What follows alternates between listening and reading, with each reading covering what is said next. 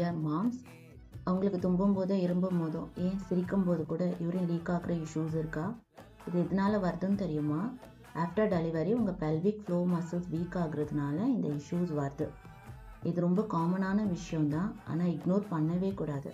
எவ்வளோ சீக்கிரம் உங்கள் பெல்விக் ஃப்ளோ மசில்ஸ்க்கு ஸ்ட்ரென்தனிங் எக்ஸசைசஸ் ஸ்டார்ட் பண்ணுறீங்களோ அவ்வளோ சீக்கிரம் இந்த இஷ்யூவும் கம்மியாகும், கண்ட்ரோலும் நல்லா இம்ப்ரூவ் ஆகும். இனி சைலண்ட்டாக யாருமே சஃபர் ஆக வேணாம். Book your consultation, starts your rehab early. Thank you.